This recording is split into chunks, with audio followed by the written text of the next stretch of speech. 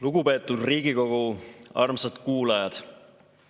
Ukraina vapper sõjavägi kaitseb juba 3. nädalat järjest oma maad moskoviitliku vägivalla impeeriumi sissetungi eest. Aga ukrainlased ei kaitse ainult oma maad, nad kaitsevad tervet Euroopat.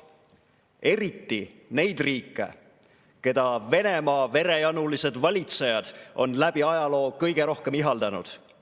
Sest selle despootliku rahvaste vangla, mis meist ida pool laiub, isu ei peatu ühe või teise riigi vallutamisega, see ainult kasvab. Ja nii tõendab meile kristallselgelt 1000 aastat ajalugu. See, et üksainus rahvas on seatud rindejoonele vaba Euroopa eest võitlema, vaba Euroopa eest oma verd valama, vaba Euroopa eest surema, see ei ole õige. Euroopa kaitsesõda peab olema eurooplaste ühine võitlus. Me ei saa täna pugeda rahvusvaheliste kokkulepete, Euroopa Liidu või NATO vihmavarju taha. Justkui ainult need riigid, kes mingisse organisatsiooni kuuluvad, oleksid ainsad tõelised Euroopa riigid. Justkui ainult need riigid vääriks kollektiivkaitset. Ukraina väärib kollektiivkaitset ja neid põhjuseid on lugematu hulk. Euroopa riikide relvaabi Ukrainale peab olema palju julgem ja tõhusam. Euroopa sanktsioonid Venemaale peavad viivitamata hõlmama absoluutselt kõiki majandusvaldkondi. Aga kõige olulisem on see, mida ukrainlased päevast päeva meeleheitlikult paluvad – lennukeeluala.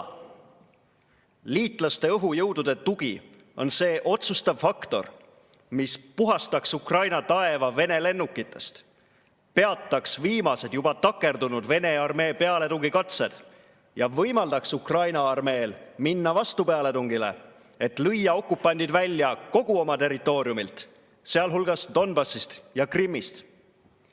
Lääneriikide argus selles küsimuses on egoistlik, reetlik ja lühinägelik. Kui lennukeeluala Ukraina kohal oleks kehtestatud kas või päev enne Vene suuremahulise sissetungi algust, poleks seda sissetungi sellisel kujul saanud aset leida. Tuhanded Ukraina tsiviilelanikud ja sõdurid, aga ka vägisi sõtta kistud venemaalased oleksid siis elus. Ukraina linnad terved, kultuuriväärtused purustamata. Ukraina sõda on kaasa toonud enneolematu humanitaarkatastroofi. Ka Eesti on juba sõja esimeste nädalatega jõudnud sõjapõgenike vastuvõtu võimekuse piiride lähedale. Selle humanitaarkatastroofi lõpetamiseks on ainult üks võimalus. Sõda tuleb peatada võimalikult kiiresti. Seega Ukrainale tuleb anda piisavalt sõjalist tuge, et nad suudaks võõrvallutaja võimalikult kiiresti oma piiridele kihutada. Igasugune allaandmine on loomulikult välistatud, nagu oleks allaandmine välistatud ka kallaletungi puhul meile. NATO ei saa pead liiva alla peita. NATO jagab kaasvastutust Ukraina kaitsmise eest.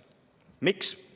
Sest just nimelt NATO oli see, kes ei allunud Venemaa nõudmisele, et Ukraina ei tohi kunagi NATO liikmeks saada. See oli keskne osa Venemaa ultimaatumist. Sellest momendist peale peaksime Ukrainat käsitlema faktiliselt NATO kandidaatriigina, kuigi teekaarti pole neile veel antud. Aga NATO usaldusväärsus ei sõltu ainult sellest, kui hästi suudab allianss kaitsta oma olemasolevaid liikmeid, vaid ka sellest, millist toetust antakse neile, kes on NATOsse pürgimise eest ebaõiglase ja jõhkra rünnaku ohvriks langenud. Kõige kasulikum vesi Kremli veskile ei ole mitte Vene propaganda lääneriikides, vaid lääneriikide juhtide hirm Venemaa ees. Tasub ainult Putinil vihjamisi mainida strateegilisi relvi ja kohe teatavad lääneriikide juhid, et nemad Ukraina sõtta ei sekku. Palun lisaaega. Palun 3 minutit lisaaega.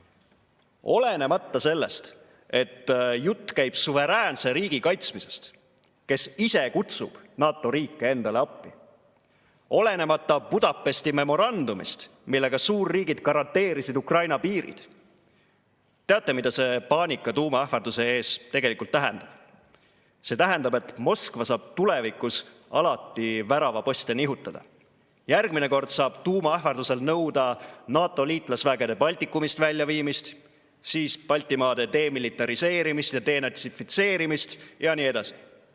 Nii ei tohi. Me teame, et lääne liidrid on peaaegu alati Venemaa ees kartlikud ja sõbralikud olnud, aga meie ei saa endale seda lubada. Kui Ukraina langeb, oleme meie järgmised. Just lääneriikidega suheldes peavad Baltimaad tegema kõik, et Ukraina abipalveid võetaks kuulda. Meid kohustab selleks peale kõige muu ka meie ajalugu. Kas ei kandnud meie aastakümneid hinges kibedust, et meid jäeti üksi võitlema, surema Eesti metsades või Siberi vangilaagrites, ajal kui lääneriigid kommunismi ohtu kas ei mõistnud piisavalt või kartsid liiga palju? Kas nüüd, olles formaalselt tehtud osaks lääneriikidest sellesama Euroopa Liidu ja NATO vihmavarju kaudu, poeme ka meie nende selja taha ja vaatame pealt, kuidas ukrainlased ka meie eest, kogu Euroopa eest surevad? Ei iial.